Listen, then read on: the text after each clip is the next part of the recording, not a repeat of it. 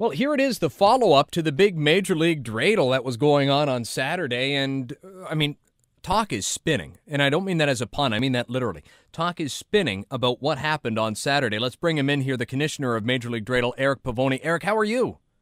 I'm doing great. I'm still spinning, man. So let me get this straight.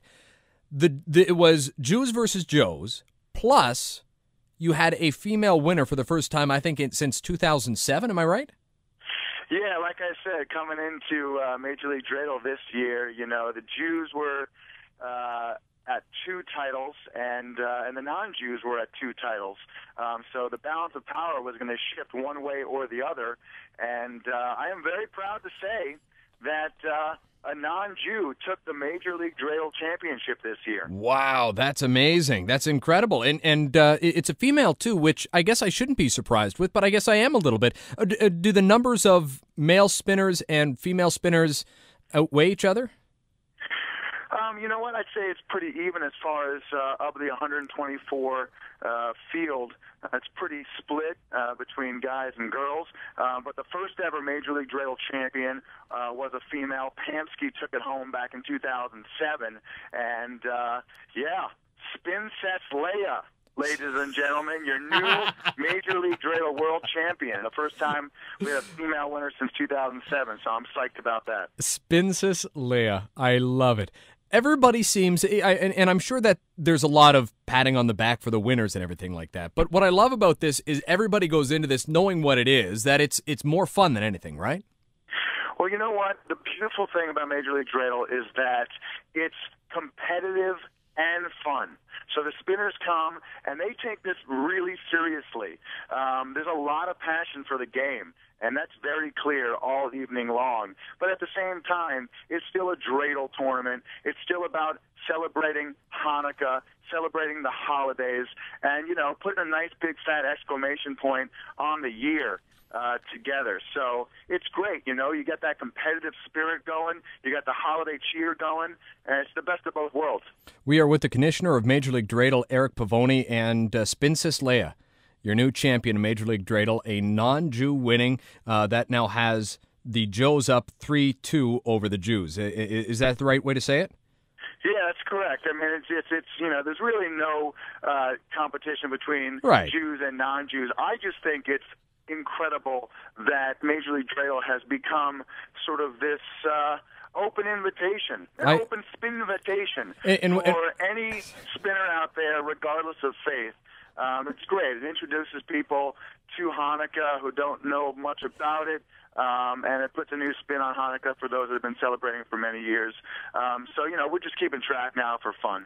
And I mean, to be entirely serious here for just half a second, I think that that's what's really needed is the fact that so many times now we're seeing religions kind of close doors to outsiders and everything like that. That's one of the things that I've always appreciated about you is you say, no. Like, I mean, we want to share our faith. We want to share our religion. And this is part of it. It doesn't matter if you're Jewish or not Jewish. You can still appreciate what we're doing by stopping by with the commissioner of Major League Dreidel, Eric Pavoni.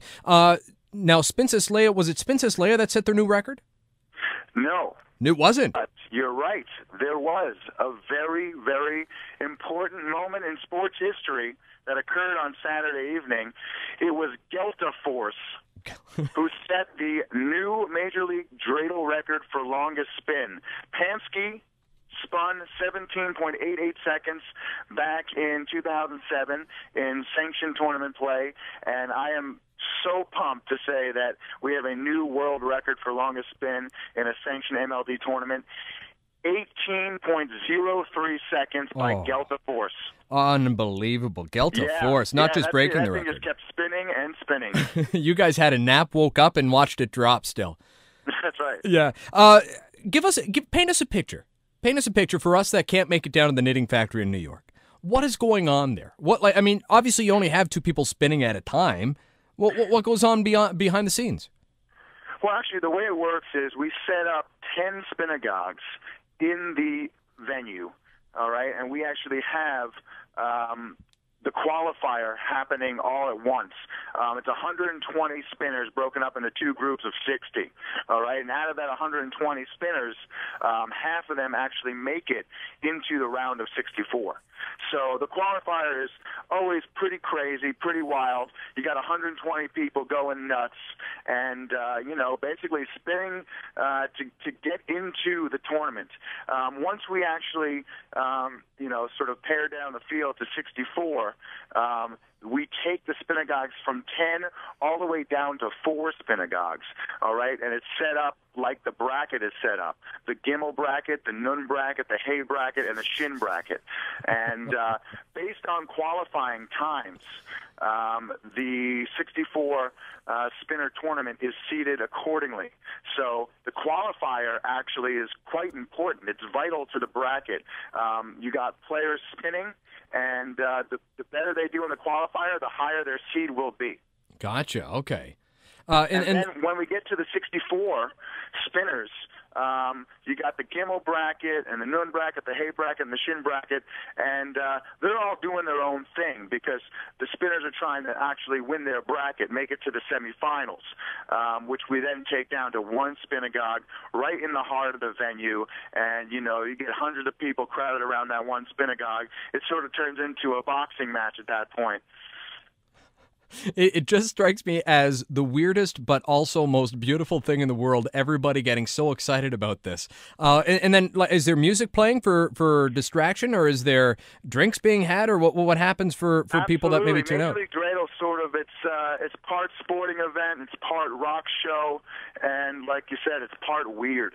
To kick things off, we have Gods of Fire, one of the best metal bands in New York City. They came out with an album called Hanukkah Gone Metal, and they melt everyone's gelt before the night begins.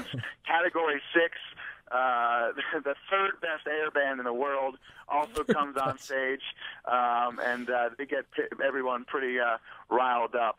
And then during the actual sanctioned tournament, we do have a DJ also spinning while everyone else is spinning. It's just a riot, Eric. I love talking to you every year. You do have to get started up here in Canada, though. Okay? Would you look north for a little while? Hey, I think we should take the show on the road. I really agree. do. I think that Major League Dreidel, we can do a tournament a night of Hanukkah. You know what I mean? I love it. We'll do 7 tournaments, get 7 winners, and then on the 8th night, we'll do. It could be. It literally could be. A Canada and America competition. Why not? Baseball does it. Yeah, make it international, man. Listen, congratulations on the success, and I know that Hanukkah starts on Wednesday, so happy Hanukkah. That's right. Hanukkah hasn't even started yet. Unbelievable. It's only going to build from here. Absolutely. Thank you, Alan. I really appreciate it, and happy holidays to you and everybody up there.